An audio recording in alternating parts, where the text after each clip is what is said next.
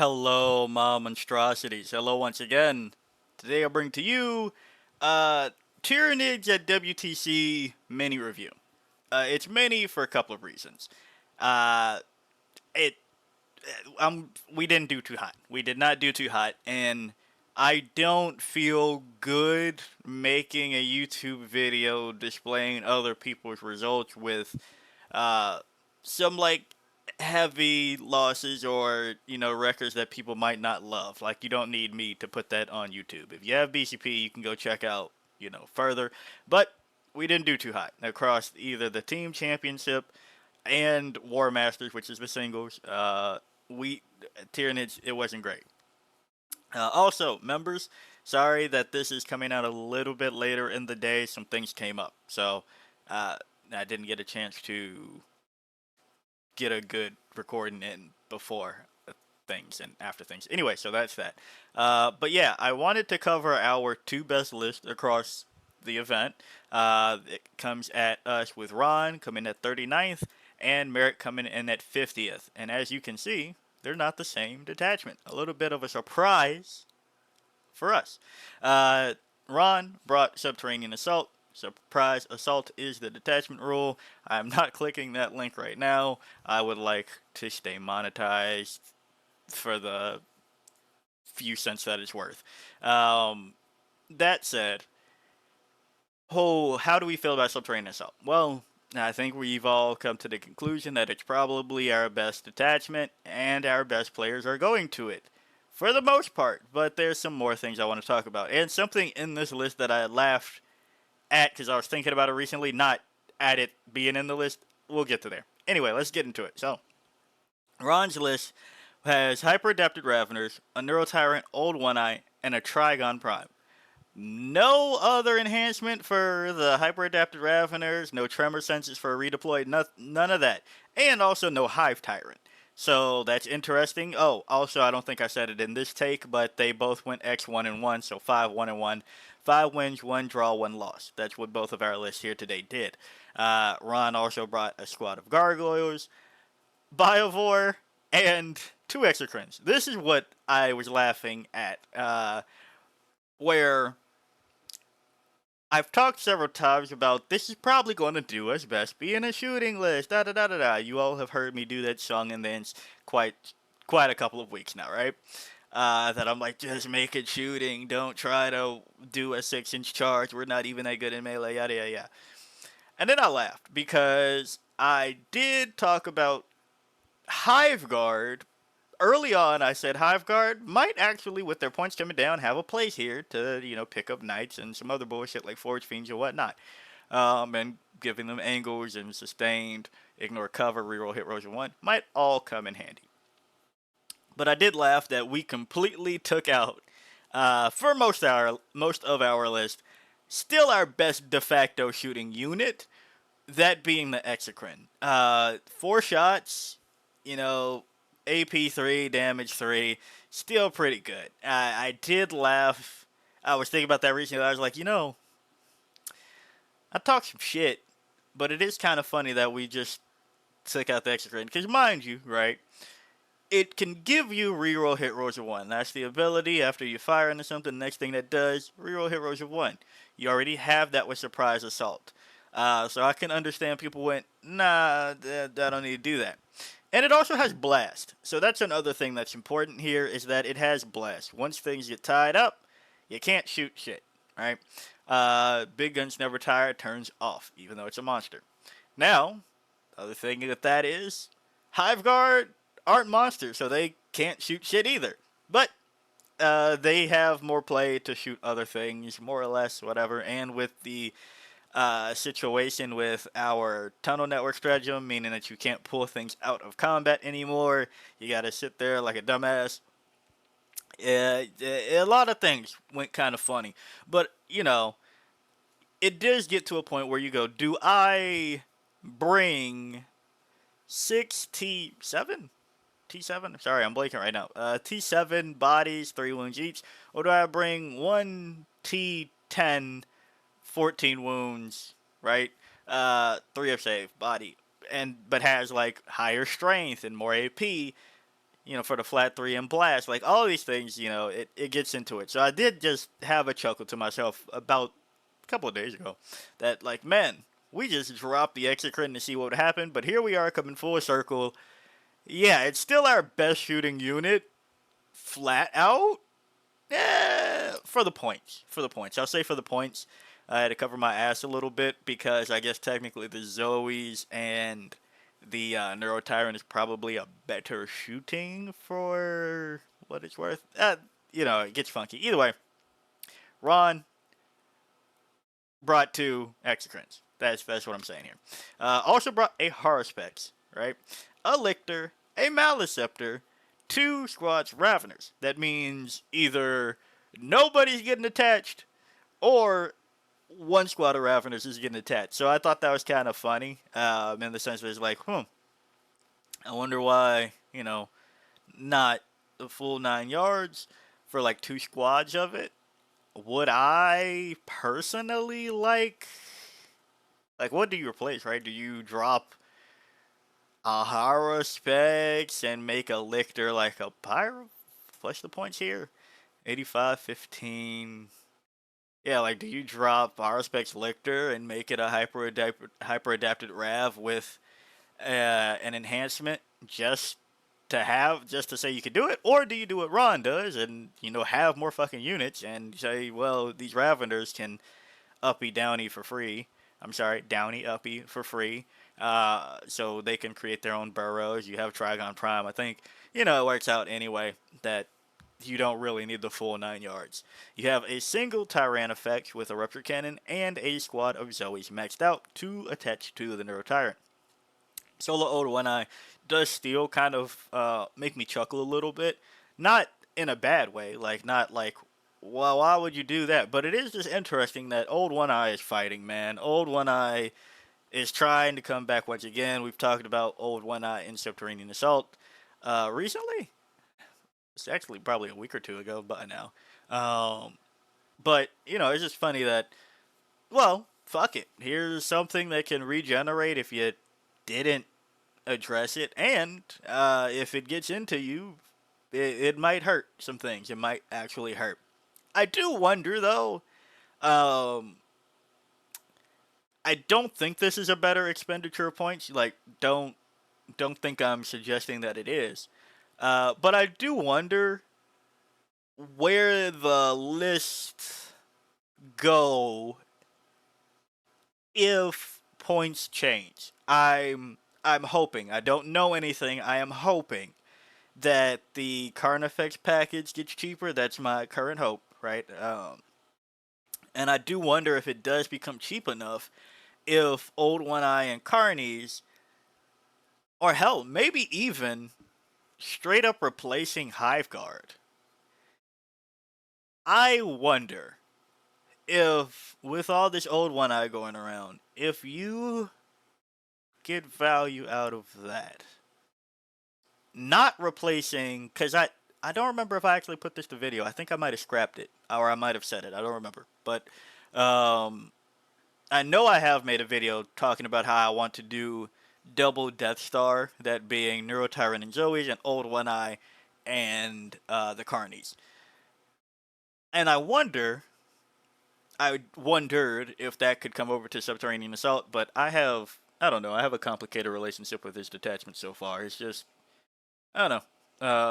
I've talked about that too, that I'm just trying to find my own list for it. But I do wonder if that has play, possibly replacing them, in the sense that, well, if something shoots them and addresses the problem, they kind of help each other out. Where if Old 1-Eye gets tied up and the Carnies get tied up, they kind of get stuck somewhere, but you also can get them forward because of the Blood Surge move and all these things. But the problem with Subterranean Assault is if things take up too much board space and get to places faster, you can't drop somewhere. So I wonder if any of that will come into play. But for, all of this to say, Ron's list brought out some tried and true exocrines, got results. Tyrannifex Rupture Cannon. The Solo Dolo version of it, I think, is pretty cool because we've been seeing a lot of 2s and 3s, and I'm not disagreeing with that. I honestly would have assumed that 2 would be the magic number here as well. But, exchanging one additional Carnifex for Zoes or one squad of Zoes for a Tyrannifex, it offers different things, different ranges, and a bunch of shenanigans. I also want to kind of. It's not necessarily a finding, it's like a no shit thing, but one other thing that I've been really looking at is, well, I've complained enough that a Tyrannifex can no longer solo kill a knight. Can't happen. Um, and then there's like, well, do you bring Zoes to try to do it, or do you just wrap them with Brewlord Gene Stealers, or Hyper Adapted Ravs? But there is now some line there to shooting your Tyrannifex, knowing that you won't bring it down in one go, and still having a bunch of tiny bodies to like just scoop it up and then have some more pressure going if they didn't already, right? So that being the Raveners, attached to the Hyper Adapted Raveners probably would be that one, or the Zoes, right? Attached to the Neurotyrant. And or a Harspex, I guess. So there's a lot of things here with Ron's list that opens up many doors into having several lines of play. It's not too standardized in the fact that this is where another thing that I think we fall into a bit of a trap, 40k players as a whole, not just Tyranids, where we fall into a bit of a trap where it's just like, yeah, you want recursion so you can make that number happen, but you also make it very easy for your opponent to hit you too. If your opponent has an answer for a T10 monster or 6 T7 bodies, they're going to have that answer again, right? But if you shake it up a little bit, here's like, for example, Old One Eye costs more than a Harspex, and you're looking to fill the similar role. I think most people would usually take, well, I'll just take a second Harspex and have 25 points free for an Old One Eye. Or you could have Old One Eye, a T9, 2 up save, 9 wounds regenerating, and then, getting in there. Or you could have this T11 monster with 14 wounds. Sorry, I haven't looked at profiles, if I'm being honest, in a couple of weeks. I haven't seriously been that dipped into it. But, you could, you scatter your own profiles for roughly the same job, and then the same way that if a Tyrannifex can shoot at night, Old One Eye could possibly clean house. A Harspex could clean house.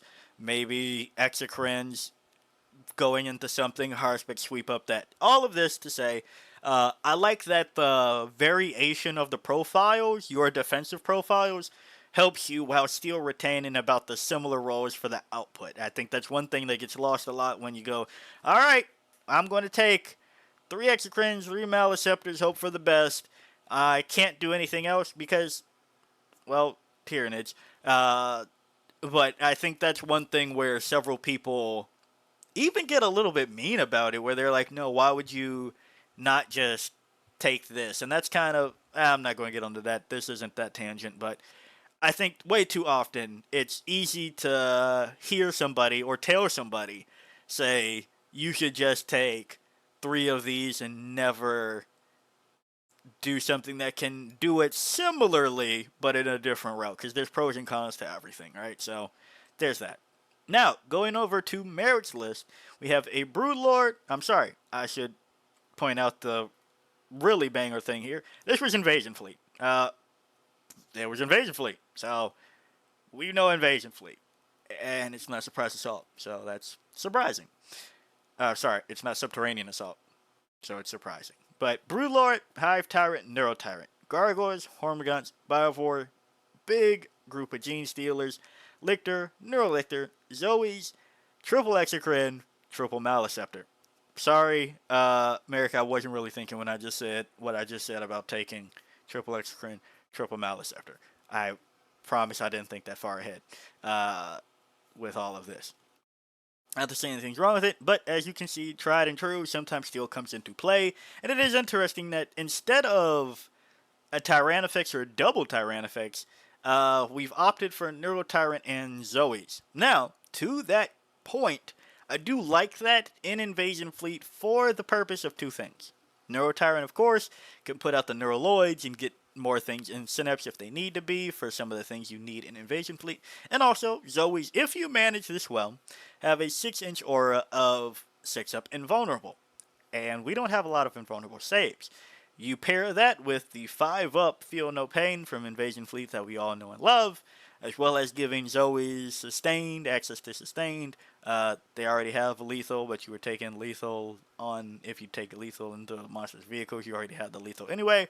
But, if you do Sustained for infantry, you have Sustained, possibly Sustained lethal if you still want to use the last gunshots for whatever. I mean, actually, you just might, considering Death Guard and some of the tougher things like Custodes and shit that you would expect to play versus and WTC. So, all of that also should be said that this is the team portion of it. So, the target selection for both of these means, hey, your team has fair say in it. And it worked out well enough, right? They both went 5-1-1, I think I said in this take. So, drawing one might be what your team needs that round, right? Your team might just say, hey, well, if you could do a draw, that's what we need, and that's fine. I'm not going to say that a team ever needs the loss, right?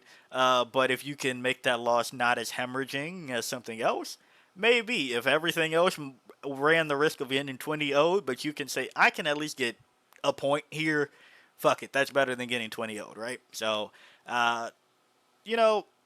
good on Merrick for the list. It is also interesting. This is another sidebar of WTC. I kind of forget where people are from. I'm not a pro player level good enough to be like, yeah, I just remember Ron is from the Netherlands and Merrick's from Slovakia. I just kind of remember the names off type of the base, so it's like I've never met these people. So it is kind of always interesting when WTC rolls around, and I go, oh shit, that's right, you're like not from the UK, like half of everybody, or not from the US and all of that. So it's interesting to see some of these names where they fall and their teams develop kind of identities around people whose name that we've seen several times over. Like we've seen these names for Tyranids if you keep track of things. And they're a Tyranid player, they're good with Tyranids. So it's interesting to see how the rest of their team fills out. I always like that part of WTC. Now, this final one, you'd be like, Monster, why do you have Meta Monday pulled up? Because I was ready to do the thing that everybody else does and keeps telling me will happen. I alluded to this in the last Tyranid video. No. 2 Tyranids videos ago. 3? Either way, I alluded to this thing that I wanted to see if it would hold up. And to which I was like, man,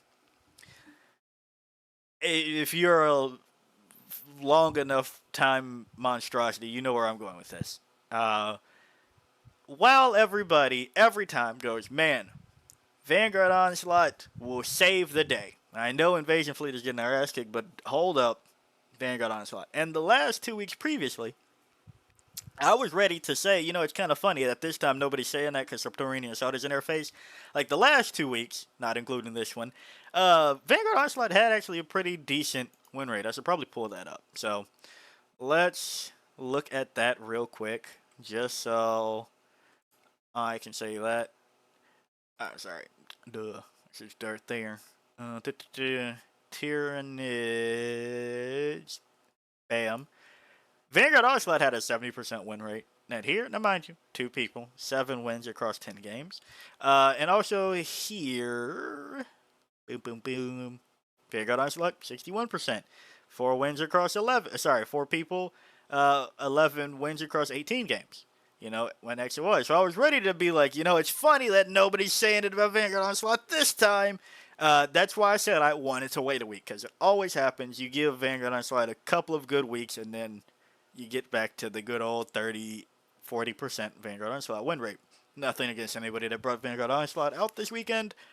I'm not going to make fun of you for trying it. And this is more making light of the fact that when I started to believe, it still happened to me. I was still like, man, I think I'm about to drink the punch, the biomass, where everybody tells me Vanguard Onslaught is going to save the day. And I'm like, have you seen the win rates? I was starting to buy into it, and here we are. But I say all that I still think this particular weekend might still be filled with people that don't have hyper adaptive Raveners to completely change that detachment. Uh, I think all of those players were at WTC playing Subterranean Assault instead of Vanguard Onslaught. I think that if those players go to Vanguard Onslaught with their hyper adaptive Raveners, there might still be some hope on a non WTC weekend that it can kind of save what's happening into Knights specifically. I don't think Death Guard, I still don't think Death Guard might. I think Death Guard will probably still beat their ass. But in tonight specifically, throwing a bunch of Brewlord Gene Stealers and hyper adaptive Raveners to, poke people's ankles to death might just save that. And why Vanguard Onslaught, which is definitively worse than Subterranean Assault? Which weird in that way that the strengths of something offering a smaller pool of things sometimes is better for a situation than flat out just being better. So I think we'd all agree that reroll ones for every Tyranid is better than these 4 data sheets get advanced and charge on most days. But, if those 4 data sheets have anti-monster, anti-vehicle, which you don't really use, but they also have sustained, and these have devastating wounds, but you make it so that they damn near always get their charge. I know you say 6-inch charge is, usually not that bad.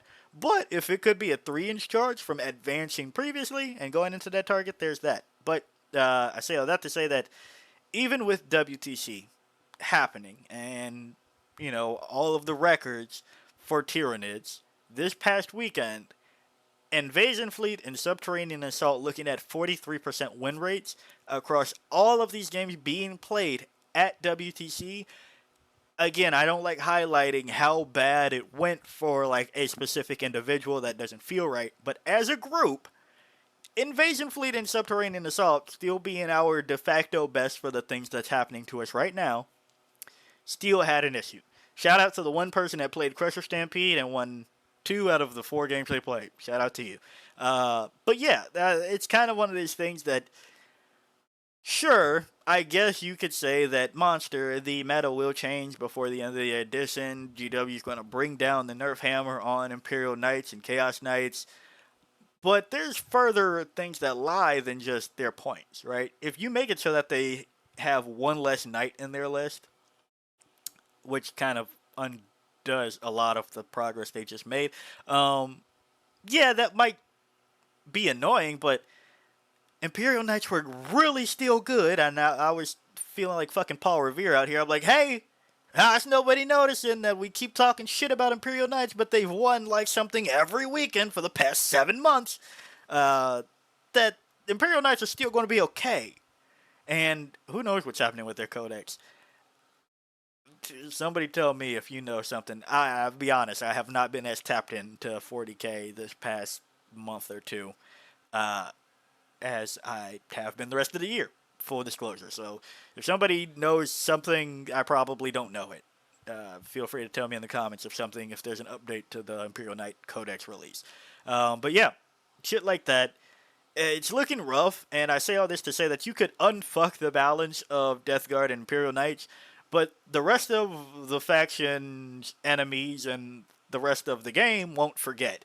They said, hey, we had to bring these out to deal with Imperial Knights, and we didn't do it successfully, right? You could bring all the Fire Dragons and Dark Reapers that you want, apparently, or maybe Broadsides. I actually don't know what tower I'm bringing for this shit right now. How are elves doing? Sure, you could bring all the fucking all the warp spiders you want into the target, right, and not successfully beat knights like that.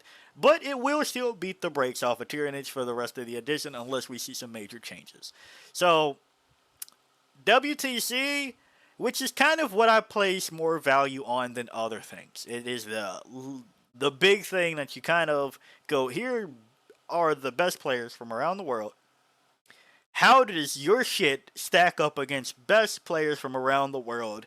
Not just one country. Yeah, some people will fly out to that country or whatever. But worldwide, how does your shit stack up? That's what I do like to see about WTC, and why some things don't excite me as much or as little as I think WTC is the best litmus test of what your faction is doing.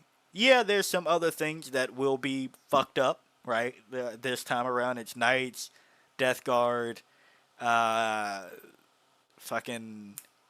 Why am I blanking right now?